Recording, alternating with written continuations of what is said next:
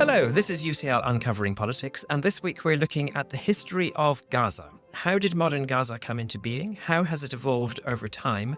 And what can we learn from that history about developments today?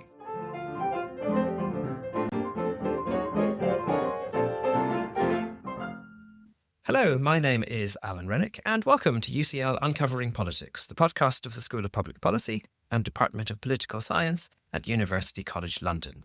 Gaza is, often for tragic reasons, very much in the news. Indeed, in a fast-moving situation, I should start this episode by saying that we're recording ahead of our planned release date. So it's the 16th of October as I speak, and much could, of course, happen between now and whenever you're listening to the podcast. Our focus, however, is on Gaza's history, particularly from the early 20th century up to the beginning of 2025. That history is told in a new book called, poignantly, Gaza, the Dream and the Nightmare. It's a history that probably few of us know in detail, but understanding Gaza's story so far is essential for thinking about Gaza today and about what path Gaza may take in the future. One of the book's authors is our wonderful colleague and long-term friend of the podcast, Dr. Julie Norman, Associate Professor in Politics and International Relations here in the UCL Department of Political Science.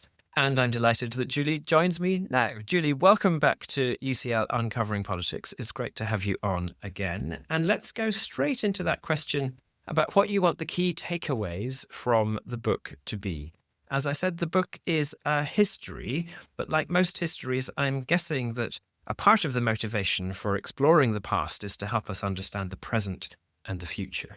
So what are the key insights that you would like listeners who are interested in the current situation in Gaza and in the future to glean from your analysis? Thank you so much, Alan. I think the subtitle of the book, The Dream and the Nightmare, really emphasizes what we're hoping people take away from this book. Everyone obviously has heard of Gaza, and I think many associate it with either war, violence, terrorism perhaps on the one hand, or poverty, suffering, displacement on the other hand. And those certainly fit the nightmare definition. But I think we wanted to highlight this dream element too, that there are many positive aspects of Gaza and many positive parts of its history that are often forgotten.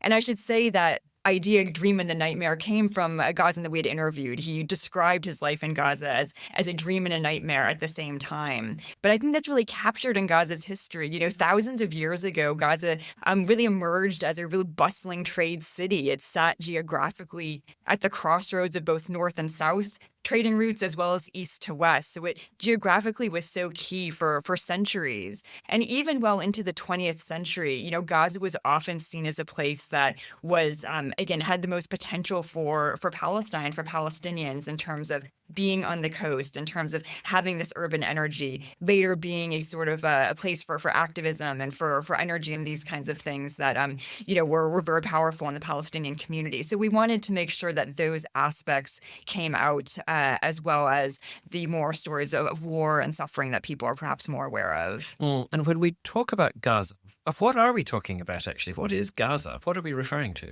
Yeah, so this is a good question because I think we think now of Gaza as the Gaza Strip. But that's a pretty new way of thinking about Gaza. Again, Gaza City was what Gaza was for thousands of years, and that lasted really up until and through World War I. And I was amazed in the book you mentioned that it's 3,500 years ago is the first recorded mention of Gaza. That's exactly right. Yes, I mean we have from biblical texts, from ancient texts, these references to Gaza as this place, as this very important place. And yet what we see kind of going into the 20th century, into the British Mandate period time in Palestine, Gaza starts becoming defined more as a district. But even then, it was much bigger than the strip that we see now. As the 20th century goes on, I think people are probably familiar with the year of 1948. This is the War of Independence for Israel, but considered the Nakba for Palestinians when hundreds of thousands of Palestinians were displaced. And what happened during this time was Gaza's population more than tripled as Palestinians from other parts of what was then Palestine were pushed out of their homes and went to that Gaza City area. And so that is where the population really increased. It's where Gaza's borders kind of contracted due to the way the borders moved during the war. And that's how we end up with a strip of land that we now call the Gaza Strip. But I would point out during that time too, it was administered by Egypt, but it wasn't made part of the state of Israel, wasn't made part of the state of Egypt. It was kind of left as this administered territory where you had, again, this huge influx of people who had been displaced from their homes. And why was Gaza the place that so many people went to during that period? Was Gaza already kind of identified as different, as separate in some way? Yeah, so at that time, Gaza City was outside of what was then the partition plan of 1947 that had been proposed to set up a state for Palestinians and a state for what became Israel. So it was outside of that zone, and it was one of, again, the major urban centers along the Mediterranean coast that people knew that they could go to, and that was a Palestinian hub there. And so it was the first major urban place that people would have hit once they were fleeing south from Haifa, from other parts of the coast and from the territory. And of course, we know now that when we talk about Palestine today, we're talking really about the Gaza Strip and about the West Bank.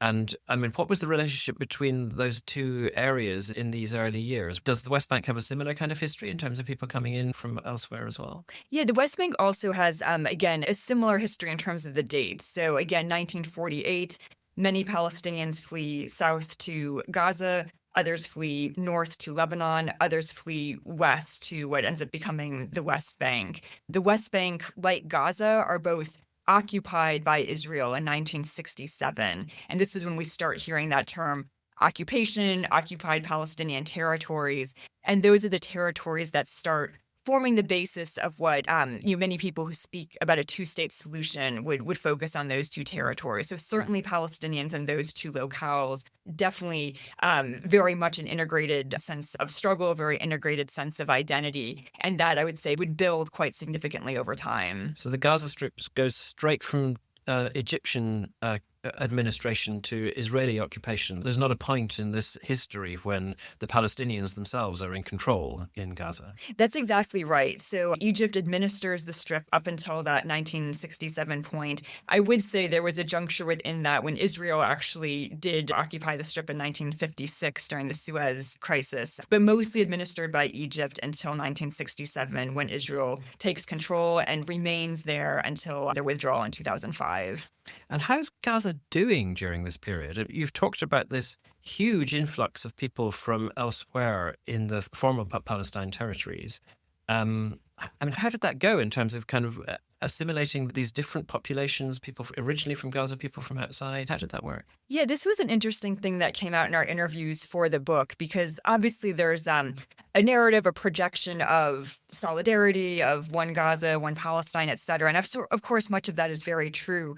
But as in any case, when there is a large influx of displaced persons into another community, there are tensions. And several people that I spoke to said, we saw each other as other initially. People whose families had lived in Gaza for generations often didn't interact with the displaced or the refugee communities initially. But I think that changed over time. And later generations, there's much more mixing. There's much more sense of a Gazan identity. But some of those earlier generations did say, yes, it wasn't until they, finally went to school or met someone who was actually a refugee that they kind of changed some of their perhaps prejudices or stereotypes about them. So again, the tensions that are always there, and largely because of the lack of resources too. Again, you had a very rapidly increasing population in a very small piece of land.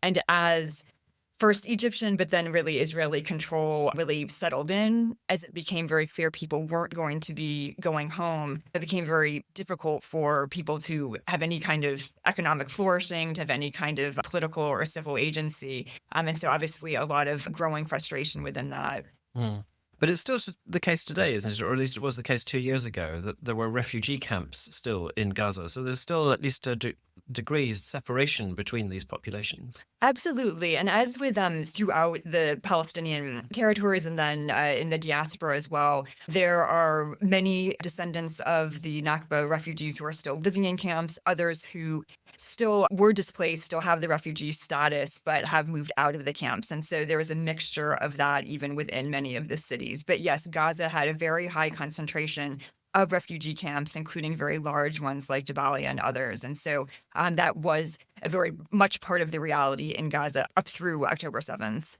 You've talked about how the population grew very rapidly during this period, and partly from that initial influx, but then subsequently from kind of natural population increase as well. And how was the economy developing during this period? Was Gaza able to develop effectively its economy? Yeah, so this is again one of the tragedies of reading Gaza's story is that again, there was a lot of potential for Gaza prior to all of the conflict. It was a real place of strength for trade, for industry, et cetera. But I would say that after 1948 and then really after 1967 and the start of the occupation, opportunities became much more limited. It can be said that some of the economic indicators rose up a little bit in the 70s and 80s, but Palestinians' ability to participate and engage in the economy really depended on what Israel allowed them to do. And so most Gazans during that time, if they had a labor-based work, would have a permit to cross over and work in Israel, and they would work for very low wages and bring those back to Gaza. So it became a very high dependency sort of economy, and one in which it was very difficult for people to get ahead or to flourish in the way that their families had in the past. And how practically did the administration work? And was there local administration as well as external administration from Israel, or was everything done from outside?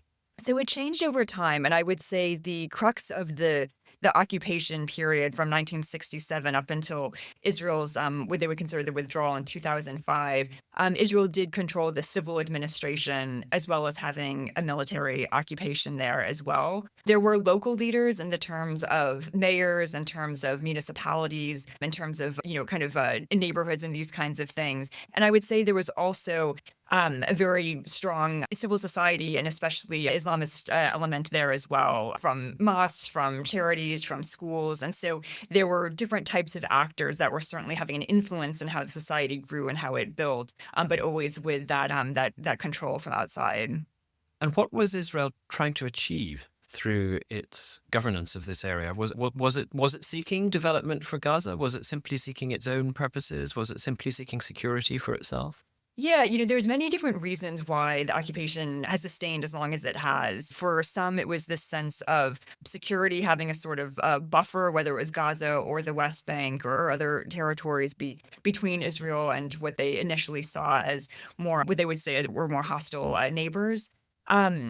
Others were the idea of wanting to annex those lands. So there was settlements were built during this time. These are is what are considered illegal Israeli neighborhoods or developments in both the West Bank and Gaza, many of which are sizable to small cities. Those were withdrawn from Gaza in 2005, but they did proliferate during those years. But I would say it was always this question of Israel wanting to have some sort of sense of control over the land, but not wanting to have to take responsibility for the people within it. Because again, this was a very high number of Palestinians, most descendants from the Nakba, and a very highly political and highly activated population. And so there was this sense of almost deciding not to decide what to do with the territories that I think one could say lasts up until this day.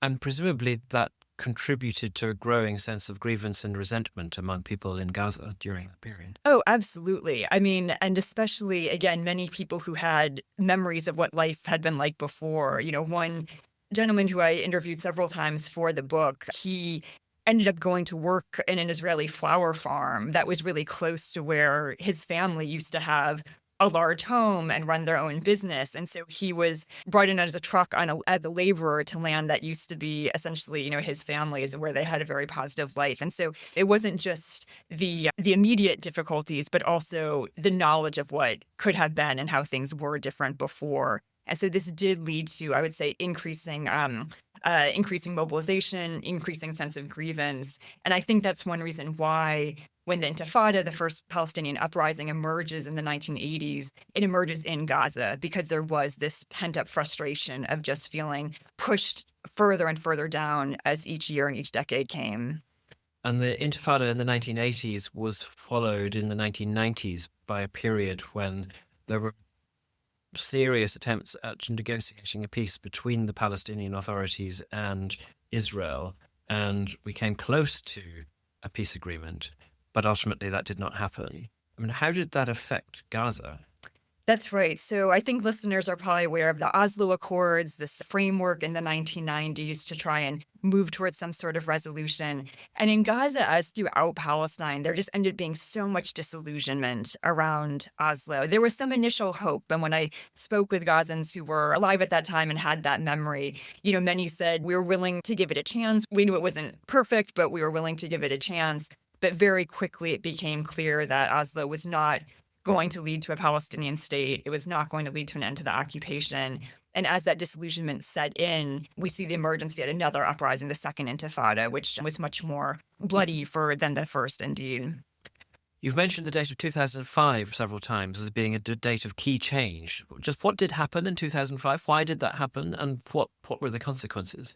Yeah, so in 2005, Israel decides to withdraw from Gaza. And that's a term that I think needs to be unpacked a little bit. What it meant was that Israel withdrew its military that was serving in Gaza as the occupation military force. And they also withdrew those settlements that had been built in Gaza. This was very controversial within Israel to do this, but it was decided, one, that it was just becoming too costly to have that internal presence there. And also for many analysts, they saw it as a sort of a test case of how it would be to try and perhaps open up Gaza in that way, but have a tighter control over the West Bank. So that was kind of the expected trade. And the idea was that probably by doing this, it would more likely freeze the peace process than accelerate it. But Israel did make this move, again, critiqued from both the right and the left for different reasons. But what they did continue to do was control Gaza's borders, control Gaza's airspace, control Gaza's coastline, and very importantly, control movement in and out of the Strip. And so for most of the international community, for Palestinians, they still term this an occupation, even though for Israel, they considered that they were no longer occupying the Strip after 2005. So presumably for understanding what has happened in Gaza in the last few years, it's crucial to understand how Gaza was governed in the period since 2005 and the role of Hamas. And I guess we should get into just what Hamas is and where it came from as well in order to think about that. Yeah, absolutely. Hamas, obviously a crucial actor in Gaza's history. Hamas emerges out of what was essentially the Muslim Brotherhood in Gaza that, again, had played a very important role in Gazan civil society for decades. But I would note that the Brotherhood had been very intentional about not getting overly involved in politics, about getting involved in resistance activities throughout the 60s, 70s, 80s. These are the years when the PLO, the Palestinian Liberation Organization, was really at its height, the more secular groups. That changed in the late 80s when the Brotherhood decides, okay, we can't sit this out anymore. We need to start having some kind of involvement in resistance. And Hamas emerges from that decision. Throughout the 90s, I would say Hamas plays an important role. They start initiating the tactic of suicide bombings inside Israel, mainly as a way to disrupt that Oslo peace process that we talked about. But again, playing mostly that resistance role. Going into the 2000s, there's a recalculation where Hamas decides to throw its hat in the ring of politics. So they go from being very much a resistance, what's classified in many countries as terrorist group, to then playing a role in Palestinian politics. I would say to their surprise, as well as pretty much everyone else's, they are victorious in the first national election that they participate in. And because of that, there ends up being a rift between Hamas and Fatah, which had been the governing party, and the Palestinian Authority before. There is almost just shy of a civil war, one could say, where Hamas ends up taking control of Gaza and Fatah and the Palestinian Authority, as it's otherwise known, stays in control of the West Bank. So that splintering of Palestinian politics, I think, cannot be overstated in how crucial that was for changing the trajectory of the Palestinian national movement and for Gaza in particular. So getting back to Hamas, though, I mean, they, again, were a resistance movement, suddenly have to take on the day-to-day role of governing. Like, who's going to pick up the trash? Who's going to, run ministries and bureaucracy? And so they have to adjust to that pretty quickly. And they're better in some ways than others. Many Gazans said they did a better job of kind of cleaning up some of the chaos, some of the crime, that kind of stuff that had been happening in that since that Israeli withdrawal.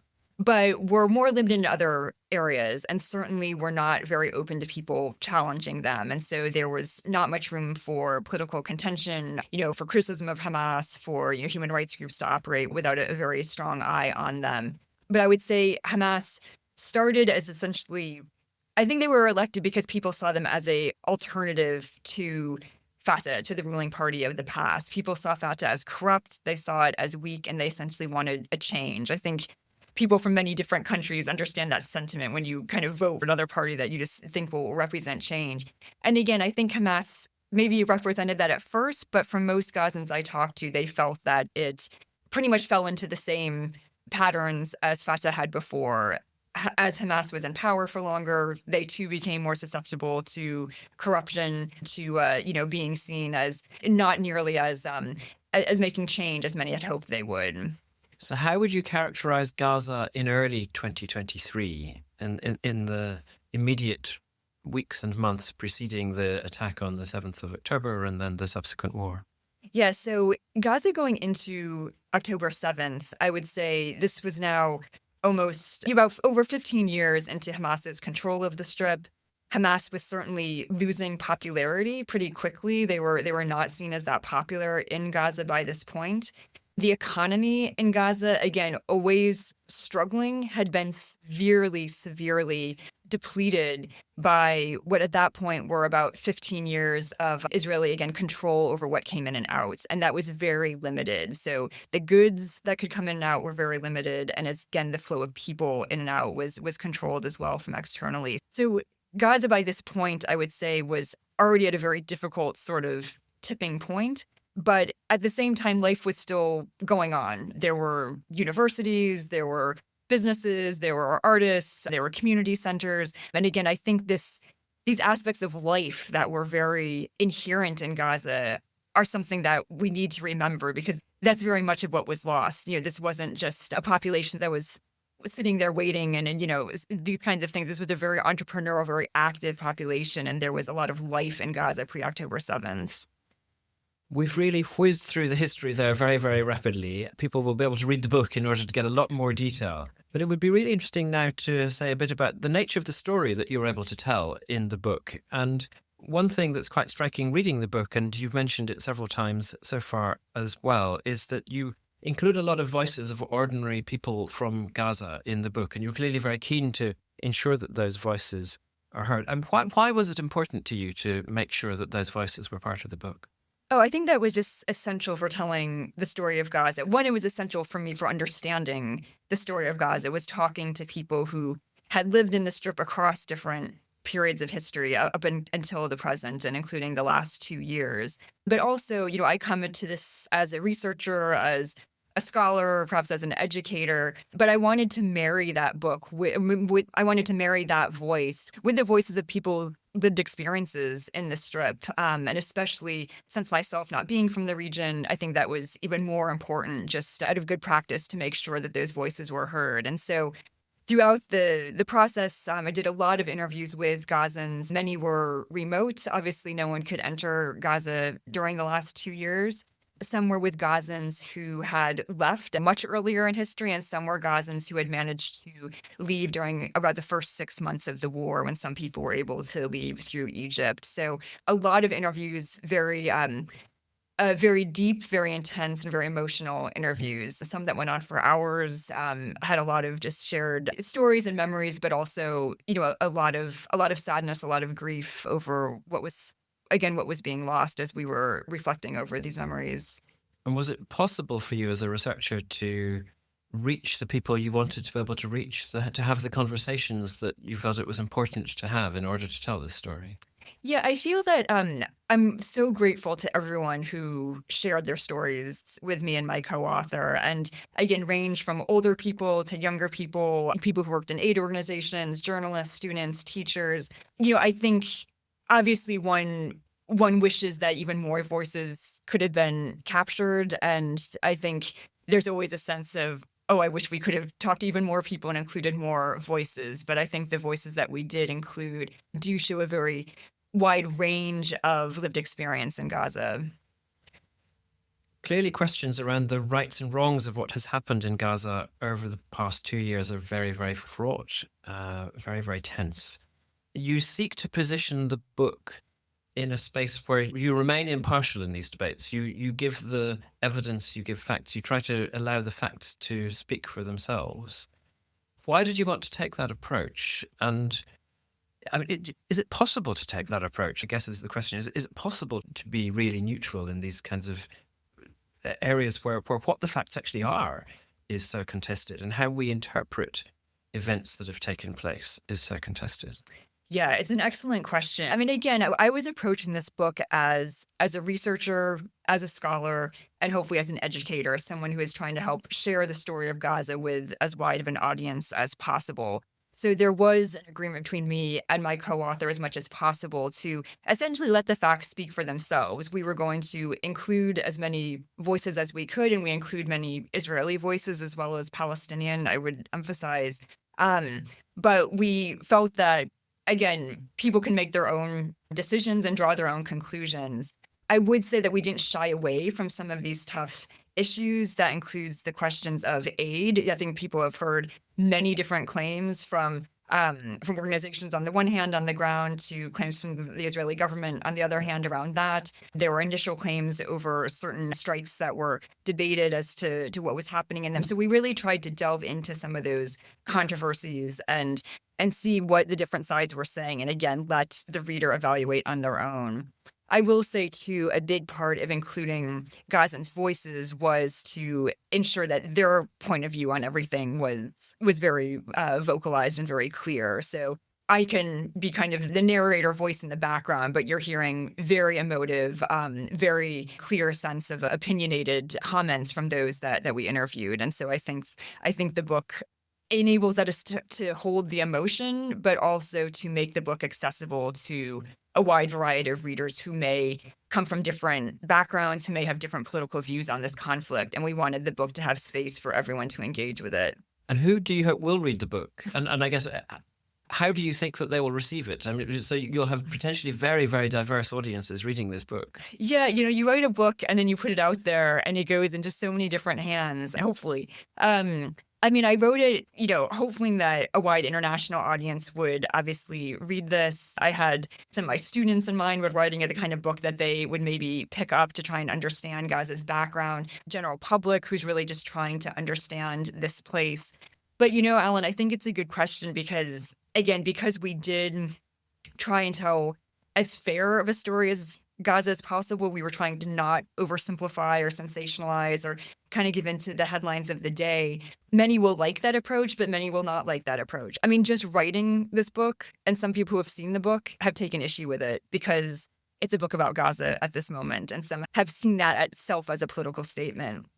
Others have seen the book, and because it's a bit more of a rounded story and it's not taking a hard line on some of these tough questions, many people I think will be critical of it for that. So I know there's going to be criticism. I don't think you can work or write on this topic and not have it. But again, we were putting it out there. We're telling the best story that we could tell with the voices of Gazans throughout that we hope will have an impact on people who read it. And I hope just people read it and just come away with a different understanding of what Gaza is, who Gaza's people are, and to see it as a place that, again, has through years and centuries have been a place of great hope and resilience. And I think the question now is, where Gaza goes from here.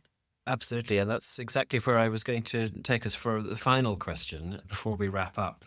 You have great expertise on Gaza, and I wonder where that